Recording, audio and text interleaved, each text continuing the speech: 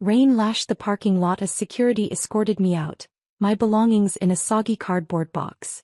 Through the break room windows, I saw them toasting Sienna Hartley, Austin Pierce's protégé, with champagne. He caught my eye and raised his glass, lips forming. "She'll revolutionize everything you couldn't." 22 years. 9 of them spent perfecting the validation system that kept millions of patients safe. Cancelled vacations, midnight crises, lessons from near disasters. All built from experience they now called obsolete. "We're transitioning to more progressive methodologies," Austin had said, sliding my dismissal box across his desk. "Someone with cutting-edge expertise." I didn't argue. I just left. "My name is Lacey Bennett." Lace. Until 90 minutes ago, I was Senior Director of Quality Systems at one of the Southeast's largest pharma manufacturers. Now I was watching the celebration through rain-streaked glass. Sienna, fresh from Silicon Valley with theories and no field experience, already questioning my methods during reviews. Wouldn't AI be more streamlined? As if real-world mistakes don't kill people. The truth. If you're new here and enjoying these powerful stories, make sure to hit that subscribe button and stay tuned for more. Let me know in the comments what part of today's story touched you most. Austin wasn't some self-made executive.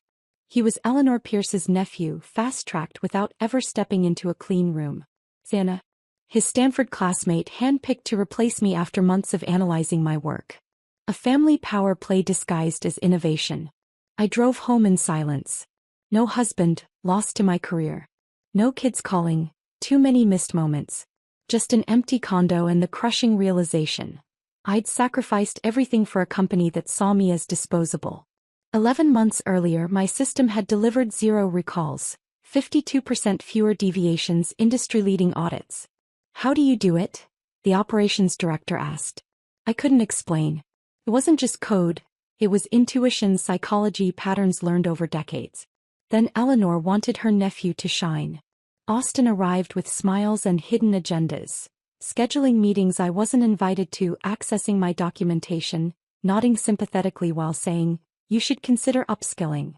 They played it perfectly. Bring in Sienna as a consultant. Study my work. Replace me as the outdated veteran. And when I was gone, they handed her the keys. That second night, I sat on my balcony, city lights glimmering through fading rain. 9 years of my life. Gone. They thought my system was just algorithms. They didn't understand it was me. My instincts. My judgment. Every crisis I'd faced, every fix I'd engineered, woven into its logic. You can't transfer that with a handshake and a toast. By day 3 the calls started, Sienna frantic. 11 missed calls by noon. 19 by nightfall. At 1 a.m., call number 28 came in. I let it ring. Because they never got it. My system wasn't software. It was alive, built from my mind, my experience.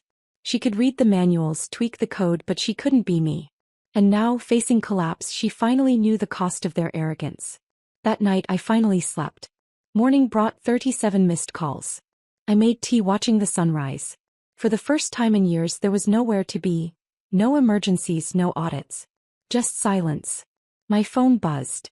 Ramon Garcia, the only quality tech left from my team, sounded desperate. "Lace, everything's collapsing. The batch validation failed yesterday. The system didn't flag contamination until it was almost too late. Sienna's using textbook fixes. They're making things worse." Austin's panicking. "FDA inspectors are back Friday." "Problematic," I said calm. "Problematic? It's catastrophic. The board's in emergency session. Production might shut down if this doesn't stabilize." "They need me?" I asked. "No," I corrected. "They terminated me. They're just feeling the consequences now." "Lace, please. Actual patients are at risk." That struck deep. Not corporate egos or family politics. Real people.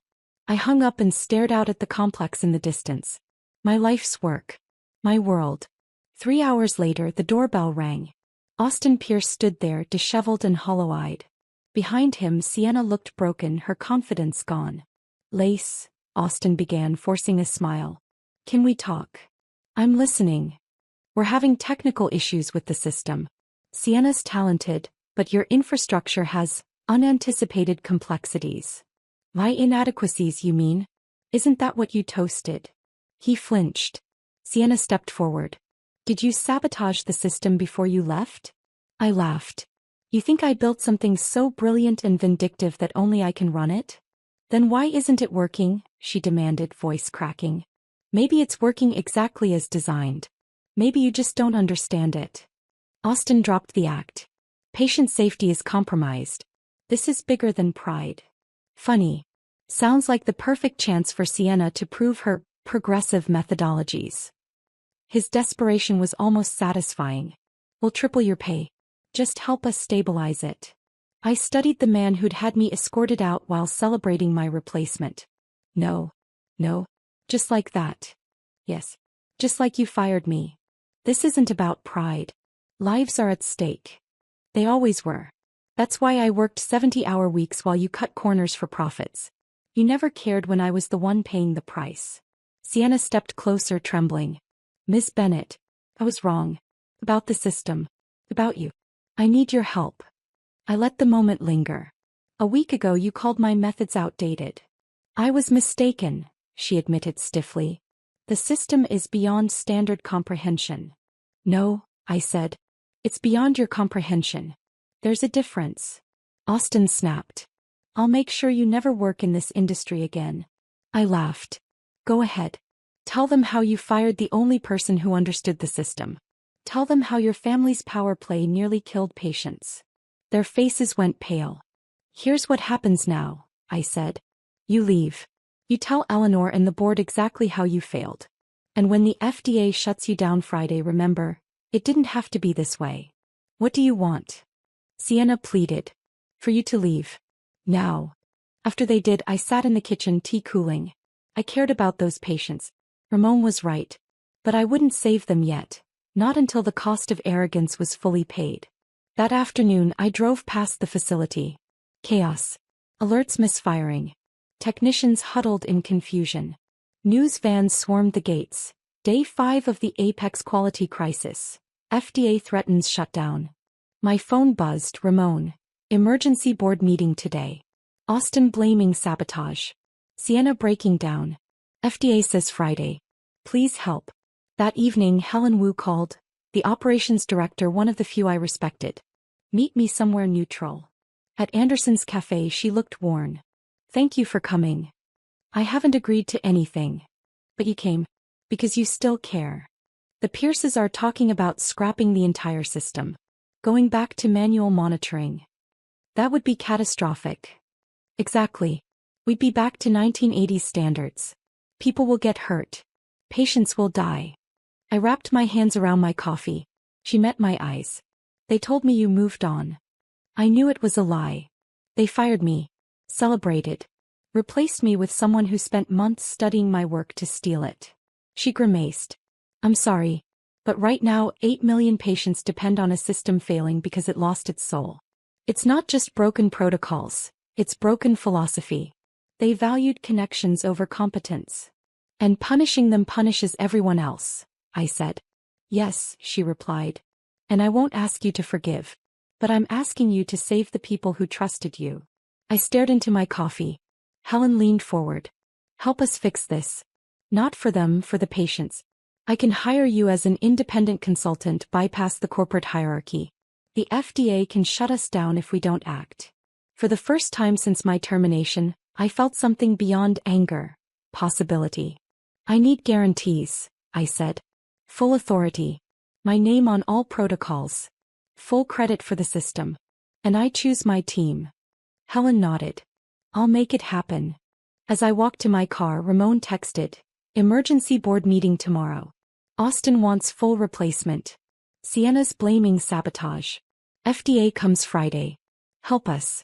I smiled grimly. Of course. Blame sabotage, not incompetence. That night Sienna called, voice unsteady. Patients will be harmed if this fails. Patients are already being harmed, I replied. I found your personal notes, about the technicians, their lives.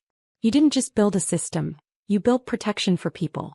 I destroyed it because I thought I was smarter. Yes, I said. You did. Will you fix it? Please. I'll be at the board meeting. But not to save you. To save them. The room fell silent when I entered in my best suit. Eleanor Pierce stiffened. Miss Bennet. I wasn't expecting you. Helen Wu hired me as emergency consultant, I said, placing the signed contract on the table. FDA requires immediate remediation or shutdown. Austin shot up. You can't just. Actually, I can. The system is flawed, he insisted. We need a complete replacement. No, I stood. The system is sound. The operators are incompetent. I pulled up the logs. Under my leadership, 0 recalls, 52% fewer deviations. Under Sienna, 1 major contamination event, 4 validation failures, and violations that trigger warning letters. Silence. You can keep pretending this is about innovation and family loyalty, I said, or admit that some expertise can't be replaced by credentials and ego. Eleanor's voice was tight. What are your terms? Full control. My team, my protocols. Austin and Sienna removed from quality decisions. And a public acknowledgement. The failure was mismanagement, not design flaws. Unacceptable. Austin sputtered. I'm VP of quality. You're a VP who nearly killed patients, I cut in. Your operation. Your responsibility. Your failure. Eleanor turned to her nephew with disgust. Austin, you're reassigned. Effective immediately. Sienna looked up. Miss Bennet, what about me? You'll transfer to another division. Learn how this facility actually works before trying to revolutionize it again. She nodded, tears in her eyes. I'm sorry. I'm genuinely sorry. The meeting ended with me back in control. 4 hours later, I walked onto the production floor in my old gear. Lace. Thank God you're back. Ramon called. Word spread fast. Confidence returned. In 3 days the system was restored.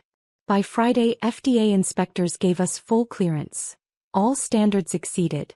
Helen found me in my reclaimed office. Board approved your permanent contract. Double pay. Full autonomy. Your own team budget. I nodded, watching the floor below. 8 million patients safe. Because I refused to let politics destroy what I'd built. The revenge I imagined had come true. But the real satisfaction wasn't their fall. It was knowing experience still mattered, that competence could beat connections, and that the best revenge is simply being irreplaceable. Austin vanished into a harmless desk job. Sienna moved to data analytics, far from real-world impact. Eleanor had to explain how her power play nearly collapsed the company. Me. I went back to doing what I do best. Protecting patients, proving that 22 years of hard-earned knowledge can't be downloaded or delegated. But here's the truth about revenge. It's not just proving them wrong. It's the quiet power of watching them drown in their own arrogance, and choosing instead to save them. The FDA inspection brought high praise, not just approval. Lead Inspector Dr. Fitzgerald, a veteran of 30 years, requested to meet me personally. This system is unlike anything I've encountered, she said, reviewing my documentation. It anticipates human error, adapts in real time. This is next-level thinking. I nodded. It took 9 years to develop. She looked up sharply. And they tried to replace you? That's insane. That's corporate America, I replied with a slight smile. If they'd succeeded, the facility would have been shut down within 2 weeks. By the end of the first month, the results were undeniable. Deviations dropped, protocols ran flawlessly, audits returned perfect scores. The system was alive again because its creator was back.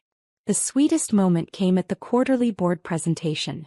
Eleanor Pierce had called it to minimize embarrassment, but I presented the data with precision. 21 months of excellence under my leadership, 5 days of chaos under Sienna, and a full recovery since my return. When a respected board member asked how the system could fail so quickly, I explained its adaptive nature. It wasn't a machine to be optimized, but a living framework built on understanding human behavior. Helen Wu defended the design, placing the blame squarely on mismanagement for removing its architect. I pressed further. You don't fire a building's chief architect and expect someone with a different philosophy to maintain its integrity. The room fell silent. Then Gregory Ashford moved to convert my contract into a permanent executive role, recognizing my irreplaceable value. It passed unanimously. Eleanor voted yes, though it clearly cost her. Afterward, Austin waited in the hallway, diminished and nervous. The decision wasn't entirely mine, he admitted. My aunt wanted family control. Sienna was supposed to be my success story. I gave a bitter laugh. So you destroyed my career because of family pressure? Does that make it better? He struggled, then said simply, I was wrong. Arrogant and stupid. I didn't understand what I was dismantling. I'm sorry. I acknowledged it but made no promises of forgiveness. He'd learned a lesson, but the damage was done. The next day, an official email announced my appointment as Executive Director of Quality Systems, reporting directly to the board, along with a public acknowledgement that the crisis stemmed from mismanagement and my expertise had resolved it. Ramon brought real champagne this time and the team toasted our victory. Lydia from the union raised her glass. To Lace Bennett, who proved experience and competence beat family connections every time. But later, alone in my office, a deep weariness set in. I'd won, humiliated the Pierces, reclaimed my power, proven my worth. Yet the victory felt hollow. I'd sacrificed my marriage, my children's childhoods, every personal relationship, all for a job that discarded me without hesitation. Now I was back, powerful and vindicated, but still alone. My ex-husband had moved on. My son lived across the country. My daughter's wedding photos showed an empty space where I should have stood. Surrounded by professional triumph, I faced a crushing truth. The validation system hailed as irreplaceable had been built by sacrificing everything that made me irreplaceable. Not as an engineer but as a mother, a wife, a friend. My phone buzzed with a text from my daughter Emma. Saw the article about you in Pharmaceutical Weekly. Congratulations on your promotion. Just 3 polite sentences. No warmth, no pride. Just acknowledgement of a professional win from someone who once called me mommy. I typed and deleted responses, knowing she wouldn't care about my victory. What mattered to me meant nothing to her because I'd chosen work over her too many times. I settled on, thank you, sweetheart. How are you? Her reply came 20 minutes later. Fine. Busy with work. Talk later. The irony was sharp, she was busy just like I always had been. I'd taught her well. Job first, everything else second. And now I was alone with my success, wondering if it was worth the cost. Ramon knocked, interrupting my thoughts. Boss, Sienna Hartley's here. Says she needs to apologize properly. I hesitated, then nodded. She entered, stripped of her designer poise. Simple clothes, no makeup, clutching her purse like a lifeline. I practiced what I'd say, she began, but now it all feels inadequate. I came to apologize, not the desperate plea when the system was failing but a real one. I know I don't deserve forgiveness, but I needed you to hear it. Sit, I said. She took a breath. I was arrogant. Yale degree, machine learning expertise. I truly believed I could revolutionize quality control. I saw your system as outdated, something to optimize. But I wasn't trying to improve it. I was trying to replace it, with my name on it. I wanted credit, recognition, your job. I convinced myself I deserved it more than you. I nodded. At least you're honest now. She looked at me. I didn't just fail at running your system. I failed to understand what quality control means. In data analytics, I've been studying patient outcomes. There was a batch, anticoagulants with a particle deviation. Your system flagged it. I overrode it. Thought the stats were acceptable. Her voice broke. I ran the analysis after. That batch would have caused severe harm. At least 50 patients. Maybe 10 deaths. Because I thought I knew better. The system caught it, I said. That's what it's for, catching what human judgment misses, especially when that judgment thinks it's being innovative. She wiped her eyes. I read about thalidomide, heparin contamination, fungal meningitis. People died because someone cut corners or thought they were smarter. I almost added my name to that list, through arrogance. That's why experience matters, I said gently. It's not about resisting change. It's about knowing the cost of being wrong isn't lost profits, it's lives. How do you live with that weight? She asked. You learn to trust your instincts when something feels off, even if the data says it's fine. You remember patients aren't data points, they're people trusting their lives to these medicines. She nodded slowly. I don't think I'm cut out for this. I'm good with data patterns, but the responsibility, I don't have what it takes. That's the most mature thing you've ever said, I replied. Recognizing your limits isn't shameful. Charging ahead without understanding, that is. She stood. Thank you for seeing me, Ms. Bennett. I'm genuinely sorry. Not just for trying to take your job but for not respecting what you built. You deserved better. After she left, I felt something unexpected. Closure. The following week, my ex-husband Daniel called. He wanted to meet for coffee. Just to catch up, he said that we met at the same cafe where Helen and I had negotiated my return. Daniel looked good, happy, settled, content in ways he'd never been during our marriage. So I saw the article about your big comeback, he said after we'd ordered. Sounds like quite the saga. It was, I admitted. They fired me, everything fell apart without me, and I came back on my own terms. He smiled slightly. That sounds very much like you. Fighting your way back, proving everyone wrong. I couldn't tell if he meant it as a compliment or criticism. Is that a bad thing? Not bad, he said thoughtfully. Just very focused. Very all-consuming. You were always someone who needed to win, Lace. That's one of the things I loved about you and one of the things that destroyed us. I sipped my coffee, not sure how to respond. Do you remember our last anniversary? He asked. The one where you left dinner to handle a work emergency? I remembered. A validation crisis that couldn't wait. A potential contamination that needed immediate investigation. I'd left Daniel sitting alone at the restaurant with 2 untouched entrees and a bottle of wine. That was the moment I knew we were over, he continued. Not because you left, I'd grown used to work coming first. But because you didn't hesitate. There was no internal struggle, no torn decision. Work needed you, so you went. Like it was the only possible choice. It was the only choice, I said quietly. If I hadn't gone, if that contamination had spread. I know, he interrupted. I know people could have been hurt. I understood the stakes, Lace.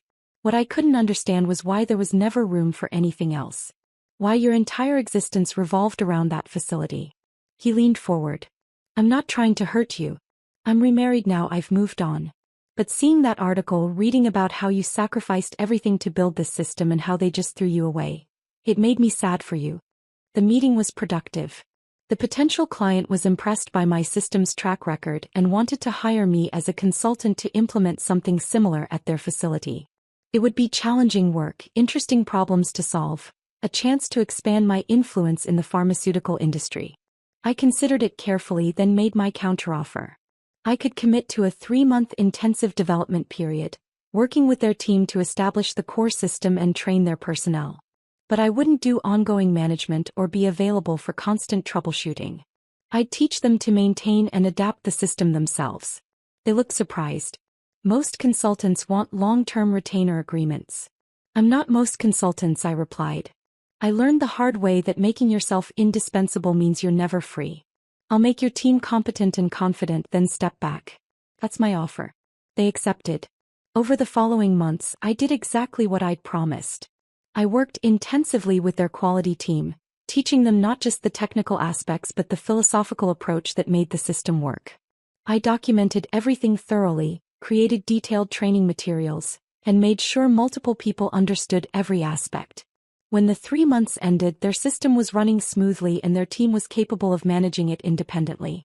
I walked away satisfied that I'd done excellent work without sacrificing my personal life. Emma called while I was driving home from that final consultation.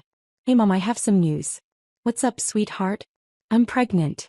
You're going to be a grandmother. I pulled over to the side of the road, overwhelmed by emotion.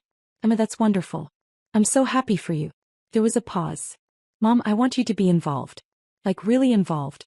Not just occasional visits, but actually part of your grandchild's life. I know I wasn't there for you the way I should have been, I said, my voice thick. But I promise I will be there for this baby. And for you.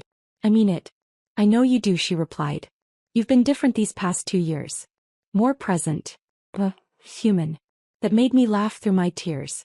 I'm trying to be. It's harder than quality control, honestly. He laughed too. I love you, Mom. I love you too, baby. When I got home, I sat on my balcony watching the sunset, thinking about the journey that had brought me here. Getting fired had been devastating. The betrayal by the Pierce family, the humiliation of being escorted out, the fear that my career was over, all of that had been genuinely painful. But in a strange way it had been necessary. Without that brutal wake-up call, I would have continued on the same path forever. I would have sacrificed everything for a job that saw me as disposable. I would have reached retirement age alone and bitter, with nothing but professional achievements to show for my life. The Pierce family had actually done me a favor, though they'd never know it. They'd forced me to confront the emptiness of a life built entirely around work. They'd shown me that professional success without personal fulfillment was ultimately hollow.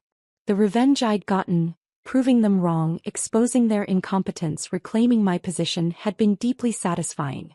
But the real gift was what came after the revenge. The realization that I needed to change. The courage to rebuild relationships I'd neglected. The wisdom to understand that being irreplaceable at work meant nothing if I was replaceable everywhere else. I pulled out my phone and looked at the photo Emma had texted me, an ultrasound image, the first glimpse of my grandchild. This tiny blur on a medical scan represented possibility, a chance to be present in ways I hadn't been before. My career as a pharmaceutical quality engineer had been important. The validation system I'd built protected millions of patients. The work mattered and I was proud of what I'd accomplished. But this chance to be a grandmother, to be there for my daughter, to finally prioritize relationships over professional achievement, this mattered more. The sun dipped below the horizon, painting the sky in shades of orange and purple. Somewhere across the city, the pharmaceutical facility hummed along with its quality systems running perfectly, probably having some minor crisis that would have consumed my evening in the old days. But Ramon and his team could handle it. I'd trained them well, and more importantly, I'd learned to trust them. My phone buzzed with a work email. I glanced at it, confirmed it was nothing urgent, and set the phone aside. It could wait until tomorrow. For the first time in 22 years, I had something more important to do than work. I had a life to live, relationships to nurture, and a grandchild to prepare for. The pharmaceutical validation system that had defined my existence for so long would keep running without my constant attention. The facility would operate safely whether I was checking my email at midnight or not. The work would always be there, endless and demanding. But Emma's pregnancy wouldn't last forever. My grandchild would only be young once. The opportunities to rebuild relationships and create memories were finite and precious. I'd spent 2 decades proving I was professionally irreplaceable. Now I was going to spend the rest of my life proving I could be personally irreplaceable too, not through expertise and knowledge, but through love and presence and showing up when it mattered. That was the real lesson the Pierce family had taught me, though not the one they'd intended. They'd shown me that professional success could be stripped away in an instant, that corporate loyalty was an illusion, that sacrificing everything for a job was foolish because the job would never sacrifice anything for you. But they'd also shown me, inadvertently, that hitting rock bottom could be the catalyst for necessary change. That sometimes you need to lose everything to realize what actually matters. That the revenge you think you want might not be the victory you actually need. I'd gotten my revenge. The Pierce family had been humiliated, their incompetence exposed, their influence diminished. Austin Pierce was gone, Eleanor Pierce had retired, and Sienna Hartley had learned a painful lesson about arrogance and expertise. But more importantly, I'd gotten something better than revenge. I'd gotten perspective. I'd gotten priorities. I'd gotten a second chance to be the person I should have been all along. The story could have ended with my triumphant return to the facility, with me standing victorious over the people who'd wronged me. That would have been satisfying in its own way. But the real ending, the meaningful ending, was this. Me sitting on my balcony letting work emails wait until tomorrow, thinking about my pregnant daughter and the grandmother I wanted to be. That was the victory that mattered. Not proving the Pierce family wrong, but proving to myself that I could change. Not being professionally irreplaceable, but being personally present. Not winning the battle, but choosing the right war to fight. So yes, I was escorted out while they threw a party for my replacement. Yes, she accessed my system and everything fell apart. Yes, I came back and proved I was irreplaceable and got my revenge. But the real story isn't about revenge at all. It's about a woman who spent 22 years building the wrong kind of legacy, who got fired and hit rock bottom, who clawed her way back to professional success, and who finally learned that success means nothing if you're successful alone. It's about choosing people over processes, relationships over achievements, presence over professional excellence. It's about understanding that you can be brilliant and accomplished and respected, but if you're isolated and alone, you've still failed at the thing that matters most. The pharmaceutical facility where I worked would eventually move on. New technologies would replace my validation system. Younger engineers would develop better approaches. My professional legacy would fade into history. But my personal legacy, being there for Emma, being a present grandmother, rebuilding relationships with my son, finally learning to balance work and life, that would endure. That was irreplaceable in ways that professional expertise never could be.